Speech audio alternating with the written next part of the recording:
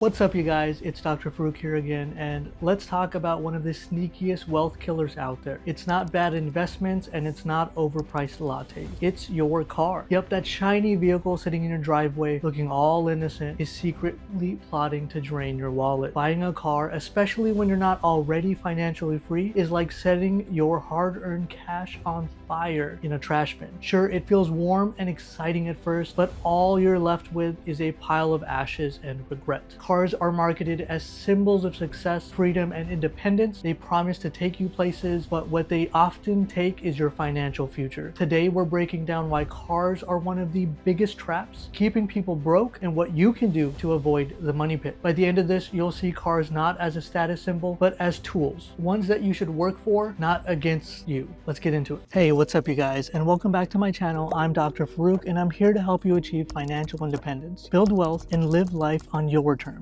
If you're ready to take control of your finances and your future, you're in the right place. I'm a first-generation immigrant who started with literally nothing. My journey began in high school with a simple t-shirt business that I grew in high school and later sold in college. By the time I turned 30, I had done over $10 million in gross sales and launched multiple successful businesses in retail, fitness, e-commerce, and even consulting. Today, I live life on my own terms, and I'm excited to teach you how to do it too. On this channel, I share you the tools, the strategies, and the mindset it takes that help me build success from the ground up. Whether it's real estate, growing a business, or tackling financial challenges, you'll find actionable steps, real-world insights, and the motivation to create your dream life. If I can do it, so can you. So hit that subscribe button and join me as we work toward financial freedom, step by step. Let's build your legacy together, and let's jump back into today's topic. Why cars are a financial trap. Let's start with the basics. Cars are one of the most expensive purchases most people make after housing, and they come with layers of hidden costs. And it's not just the sticker price or monthly payment, it's the insurance, gas, maintenance, registration fees, and let's not forget depreciation. Cars are like the toxic exes of the financial world. They look great on Instagram, but they cost you a fortune in real life. As soon as you drive a new car off the lot, it loses anywhere between 9 to 12% of its value instantly. And that's like tossing a few $1,000s out of the window while blasting your favorite breakup anthem. The harsh truth is that within 5 years, the average car loses 60% of its value. And it's no wonder the auto industry keeps pushing shiny new models every year. They want to keep you in a cycle of buying, financing, and losing money. Add in financing costs, and suddenly that $30,000 car might cost you $40,000 or more by the time you've actually paid it off. Oh, and for those thinking I'll just lease it instead, let's clear that up. Leasing often means paying for the most expensive years of depreciation without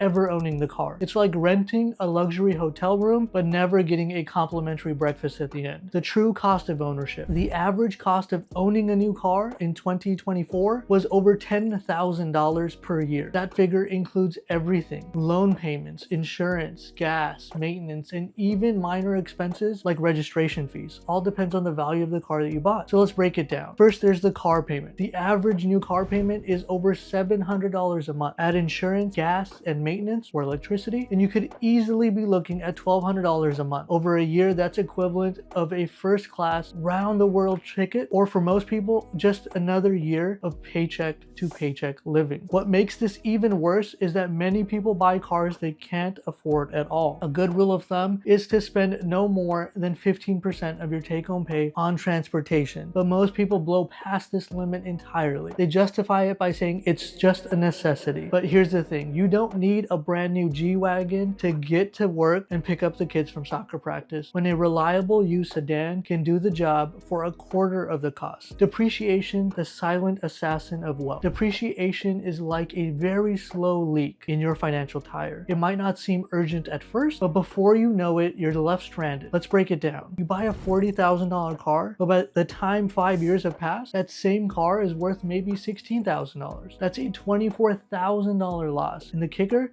you're probably still making monthly payments on this rapidly depreciating asset, or liability in reality, paying interest on something that's worth less every single day. The numbers don't lie at all. Cars are one of the fastest depreciating assets that you can buy. The steepest drop in value happens in the first 3 years, with a car losing on average 20 to 30% of its value in a few years. By year 5, the car has typically lost around 60% of its original value. Essentially, you're watching your money disappear faster than tickets to a Taylor Taylor Swift concert. And if that wasn't bad enough, depreciation doesn't care how well you treat your car, whether you're driving it like it's a rental or keeping it showroom ready at all times. The market dictates the value, not your effort in your car. You could wax it every single weekend and name it Betsy or Big Bertha, but 5 years in, Big Bertha will still tank. Now, a sobering thought. Every time you make a monthly payment on a new car, you're paying for yesterday's value, not today's value. That means you're locked in to a financial agreement that costs you more and gives you less and less as time goes on. And heaven forbid that you decide to sell it or trade it. During those first few years, you'll quickly realize just how much of your hard-earned cash just evaporated into thin air. So what's the alternative? Buy used. Cars that are 3 to 5 years old have already gone through the worst of their depreciation. They've lost most of their initial value, but they're still reliable and in many cases equipped with the modern features. This way, you're letting someone else take the financial hit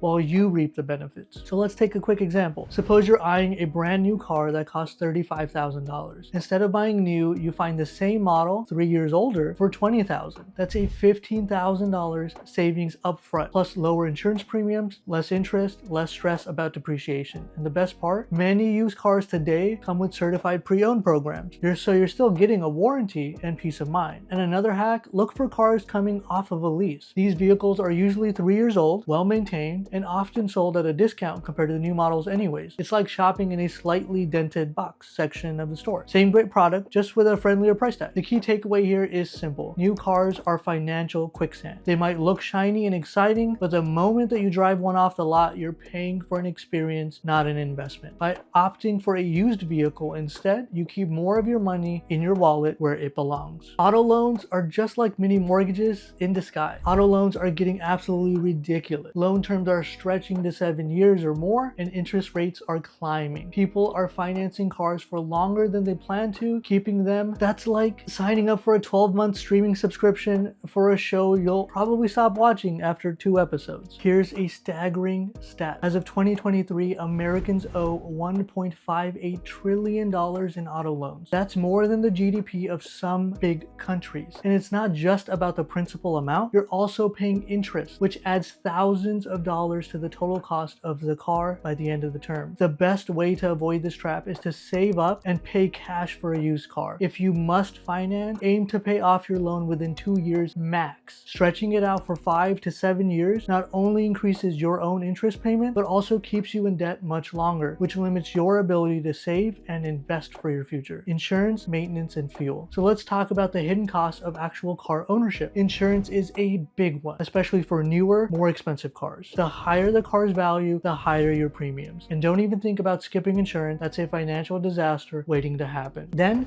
there's maintenance and repairs. These costs can vary widely depending on the make and the model of your car, and of course what's going to happen. But one thing is certain, they definitely add up. Luxury cars in particular come with eye-watering repair bills. Trust me, I've had one before when I had to spend over $4,000 for a simple part. Yeah, I cried a little. Okay, it was a lot. Now, I'm the happiest with my Toyota Corolla. Even routine maintenance like oil changes and tire rotations can cost double or triple compared to a standard vehicle in a luxury car. Here's the basics. Learn basic car maintenance yourself if you can. YouTube is a godsend when it comes to tutorials. It can teach you things like how to change your oil, replace air filters, and even fix minor dents. Even repairs that you can do yourself can save you hundreds if not thousands of dollars over the life of your car. And let's not forget about gas. Fuel prices are unpredictable, and if you drive a gas guzzler, those costs can eat into your budget fast. Opt for fuel efficient vehicles and always check for the cheapest gas stations in your area. Remember, every penny counts, especially when you're starting on your savings and investing journey. Now, how do they truly keep you poor? Here's the real kicker. Every dollar you spend on a car isn't just money lost, it's money that could have been working for you. Think about it. The average cost of owning a car, including payments, insurance, fuel, and maintenance, being over 10 grand a year. What if instead of sinking that money into depreciating liability, you invested it? Let's do the math. If you took that $10,000 annual car expense and invested it in an index fund with an average annual return of just 8%, which is normal, you'd have over $1.5 million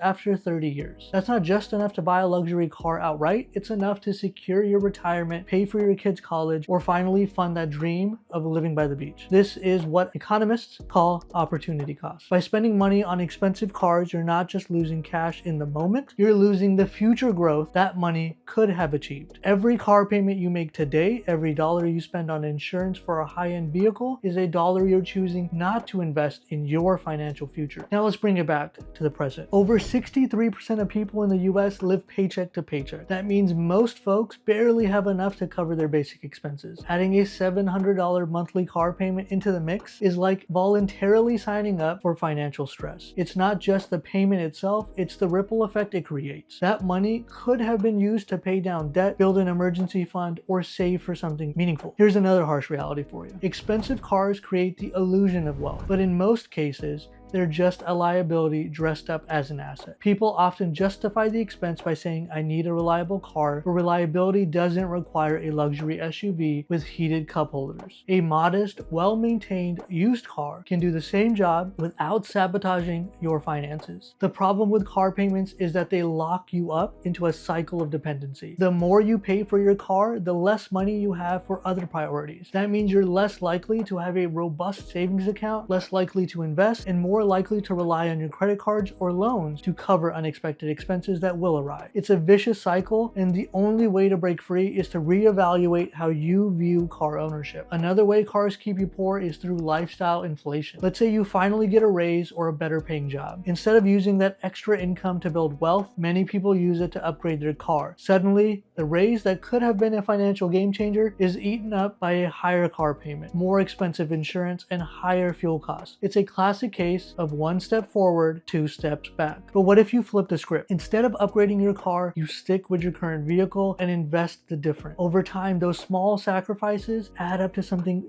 so significant. The average millionaire isn't driving a brand new luxury car, they're driving something practical, often a few years old and fully paid off. Why? Because they understand that wealth isn't about appearances, it's about choices. So let's visualize this for a moment. Imagine standing in front of two options: a shiny new car that cost 50 grand or more, or a modest used car for 15,000. Choosing the later doesn't just save you $35,000, it gives you the chance to turn that same $35,000 into hundreds of thousands of dollars if you invest it wisely. It's like choosing between instant gratification and long-term security. Finally, cars also come with a sneaky psychological cost. The more money you sink into a vehicle, the more influences your decisions. You start to feel like you need to work harder just to afford the car, which might push you towards jobs or commitments that drain your energy and time. Essentially, you're working for your car instead of having it work for you. The bottom line is this: cars are tools, not trophies.